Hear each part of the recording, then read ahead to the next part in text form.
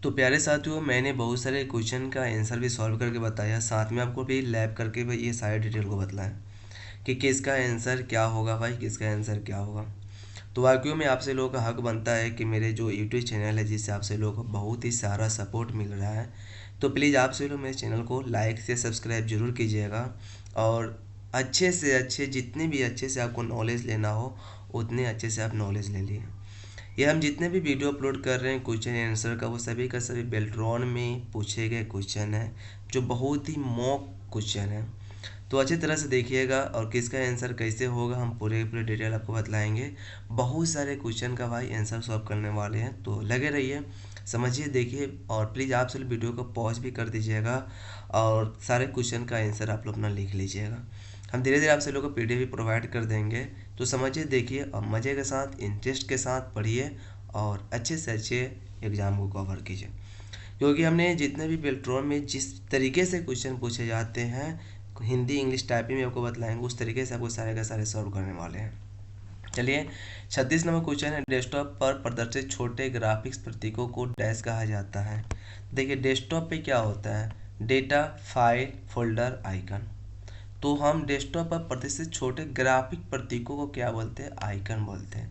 तो इसका आंसर क्या होगा, आइकन होगा। ठीक है, देखिए यहाँ पूरा लिखा गया मॉक क्वेश्चन, क्वेश्चन ये था, स्टेटस आंसर चूज 3 किया, तो अच्छा से इसका आंसर सॉल्व हो गया भाई। नेक्स्ट है, एम एस एक्सेल 2016 में डिलीट ड्रॉप डाउन बटन के तहत डैश विकल्प का प्रयोग चयनित कॉलम को हटाने के लिए किया जाता है। तो डिलीट सीट कॉलम, अगर आपको कोई भी कॉलम को डिलीट करना हो तो डिलीट सीट कॉलम से आप आसानी से कर सकते हैं। नेक्स्ट है, निम्नलिखित टेक्स्ट का, लिखित टेक्स्ट का कागज के किनारे के बीच की दूरी को क्या कहते हैं। तो देखिए कि अगर हम इसमें कोई डेटा बनाते हैं और इसके बीच की जो दूरी होता है, जैसे हम एक और करके RAND किए हैं, सी के साथ open close inter button press करते हैं, तो ये बीच का जो दूरी होता है इसको मार्जिन के द्वारा हम इसे अच्छे तरीके से सॉल्व कर सकते हैं। जैसे हम यहाँ पे लेआउट में आते हैं और यहाँ पे मार्जिन लिखा गया और नैरो करेंगे तो थोड़ा अच्छे से वो सॉल्व हो जाता है, मार्जिन दे देगा। तो इसका जो करेंट आंसर होगा मार्जिन होगा, कि आप मार्जिन से आप पेज की जो दूरी होता है उसको आप सही कर सकते हैं। एक मानक सीडी का व्यास डैश होता है, तो एक मानक सीडी का व्यास क्या होता है, 120 mm होता है। ठीक है, तो इसका आंसर आप 120 mm दीजिएगा। नेक्स्ट क्वेश्चन है, किस स्लाइड लेआउट में केवल टाइटल फील्ड होता है। किस स्लाइड लेआउट में केवल टाइटल फील्ड होता है, टाइटल ओनली में टाइटल ये होता है, याद कर लीजिएगा।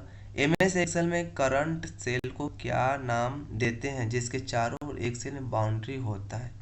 तो एक्टिव सेल, MS एक्सेल में करेंट सेल को क्या बोलते हैं, तो ये जो आपका करेंट सेल है इसको हम क्या बोलेंगे, एक्टिव सेल के नाम से जाना जाता है।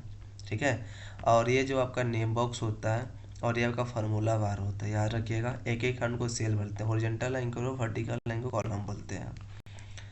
नेक्स्ट क्वेश्चन है, एक फाइल फोल्डर को एक स्थान से दूसरे स्थान पर ले जाने के लिए किस कमांड का, किस कॉम्बिनेशन का प्रयोग करते हैं। तो कट और पेस्ट। एक फाइल एक फाइल या फोल्डर को एक स्थान से दूसरे स्थान पर ले जाने के लिए किस कमांड के की का प्रयोग किया जाता है। तो इसका आंसर है कट और पेस्ट। जैसे मान लीजिए कि हम यहाँ पे एक डेटा को कट करते हैं, जैसे सारे हम यहाँ से कंफर्म कर लेते हैं। चलिए, एक डेटा को हम क्या करें, यहाँ से कट करते हैं। तो जैसे हम यहाँ पर राइट बटन क्लिक करते हैं, पहले लेफ्ट से सिलेक्ट कर लेने हैं और यहाँ से हम कट वाला एक ऑप्शन आएगा, कट कर लीजिएगा। कट किए तो अब क्या होगा, वहाँ से वो हट। और जैसे हम यहाँ पे डेटा पे जाएंगे और यहाँ पे राइट बटन क्लिक करके पेस्ट का ऑप्शन आएगा, पेस्ट पे क्लिक करेंगे तो यहाँ पे चले जाएगा आगे। यहाँ पे अब देखिए वहाँ से वो हट गया होगा, रिमूव हो गया होगा। ठीक है, यहाँ से हम क्या करते हैं, देखिए यहाँ से हट गया, तो ये कट और पेस्ट करते हैं। तो इसका जो करेंट आंसर होगा कट और पेस्ट होगा। याद रखिएगा, कट करने का शॉर्टकट ही कंट्रोल के साथ एक्स होता है और पेस्ट करने का शॉर्टकट ही कंट्रोल भी होता है। डैश एक विशेषता है जो आपको विभिन्न प्रकार के ग्राफ में से चुनने की सुविधा देता है। तो इसका जो करेंट आंसर होगा स्मार्ट आर्ट। क्या होगा, स्मार्ट आर्ट होगा। नेक्स्ट क्वेश्चन क्या है कि यहाँ पे लिखा गया, समय के साथ परिवर्तन के परिणाम को महत्व देने के लिए किस प्रकार के चार्ट का प्रयोग किया जाता है। तो एरिया चार्ट का प्रयोग किया जाता है। इसका आंसर आप एरिया चार्ट दें। निम्नलिखित में से कौन सा पेरिफेरल उपकरण नहीं होता है? तो सीपीयू जो होता है ना वो पेरिफेरल उपकरण नहीं होता है, तो इसका आंसर आप ये दीजिएगा सीपीयू। नेक्स्ट है एमएस वर्ड 2016 में मेल मर्ज में निम्नलिखित में से कौन सा डॉक्यूमेंट दस्तावेज का प्रकार नहीं होता है? तो देखिए यहाँ पे समझिएगा कि इनवेल्प लेटर ईमेल स्प्रेडशीट एक तरह की सीट होता है, दस्तावेज का कोई प्रकार नहीं है, एक्सेल का होता है।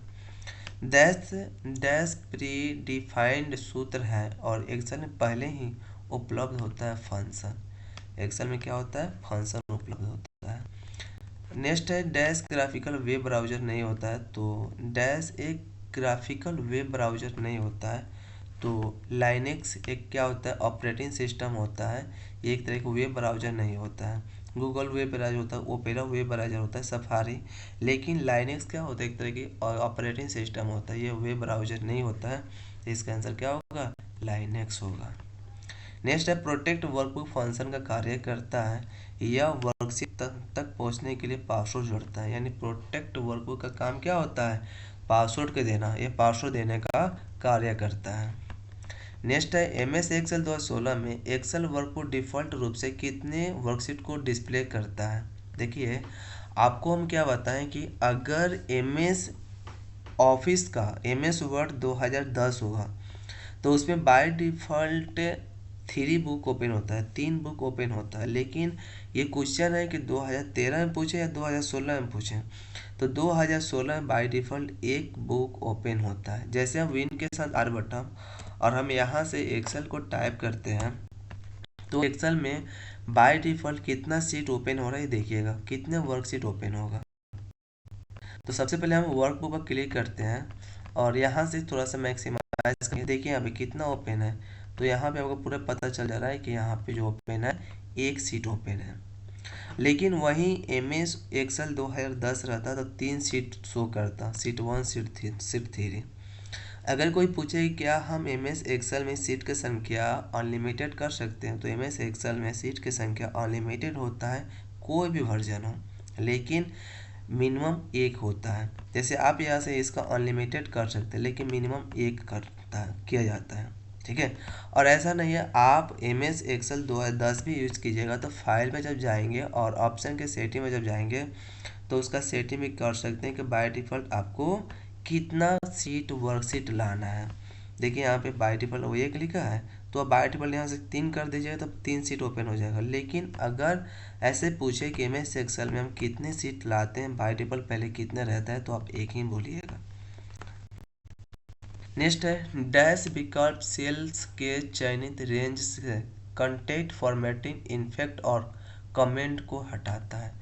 क्लियर ऑल, क्लियर ऑल क्या होता है? आपके जितने भी कंटेंट है फॉर्मेटिंग है वह सभी के सभी फॉर्मेटिंग कंटेंट को रिमूव करने का काम करता है क्लियर ऑल। जैसे हम सेलेक्ट किए कंट्रोल बी के साथ बोल्ड, कंट्रोल वाई के साथ इटालिक, कंट्रोल यू के साथ अंडरलाइन। लेकिन हम जैसे हम फॉर्म पे जाते हैं और क्लियर फॉर्मेटिंग यहाँ पे लिखा गया, क्लियर ऑल फॉर्मेटिंग, आप इसमें जितने फॉर्मेटिंग करके रखे हैं पूरे फॉर्मेटिंग को रिमूव कर देगा, तो रिमूव हो जाएगा। तो सबसे पहले बहुत ही अच्छा बात यह है कि सबसे पहले आपको हम क्या कर रहे हैं ना कि जितने भी क्वेश्चन आंसर जो हर एप्लीकेशन हर कुछ में पूछा जा रहा है उसको कवर कर रहे हैं। उसके बाद हम फाइल मेनू के बारे में पूरा ऑप्शन बताएंगे, होम मेनू, इंसर्ट मेनू, जितने भी मेनू है पूरे के बारे में समझाएंगे, इस पर लैब देंगे। उसके बाद इस पर जितने भी क्वेश्चन आंसर बनते हैं सारे क्वेश्चन आंसर देंगे, तो आप आसानी से हर एग्जाम को कवर कर सकते हैं, किसी भी तरह की प्रॉब्लम नहीं होगा। और प्लीज़ आप सब लोग हमारे चैनल शेयर लाइक करते रहिएगा। नेक्स्ट ऑप्शन है एम एस एक्सेल में आप डैश कमांड का उपयोग कर एक सेल से दूसरे सेल में सूत्र को कॉपी कर सकते हैं। तो पता है कि कंट्रोल ए के साथ सेलेक्ट होता है, कंट्रोल डी के साथ डुप्लीकेट होता है, कंट्रोल बी के साथ बोल्ड होता है, लेकिन कंट्रोल सी के साथ क्या होता है? कॉपी होता है। आप उसको कॉपी आसानी से कर सकते हैं उस फार्मूला को एम एस एक्सेल में। नेक्स्ट है एम एस वर्ड 2016 में मेल मर्ज में सिलेक्ट रिसिपिएंट्स के तहत निम्नलिखित में से कौन सा उपलब्ध नहीं होता है? तो यूज डिफ़ॉल्ट लिस्ट का प्रयोग करें, ये आंसर होगा। नेक्स्ट ऑप्शन है कास्परिस्टी किस प्रकार का एप्लीकेशन होता है? देखिए कास्परिक दो होता है ना, कास्परिक पूछे, एनपी पूछे, गार्जियन पूछे, क्विक हेल्प पूछे और सभी के सभी क्या वायरस स्कैनर होता है, वायरस स्कैन क्लीनर होता है, क्या क्या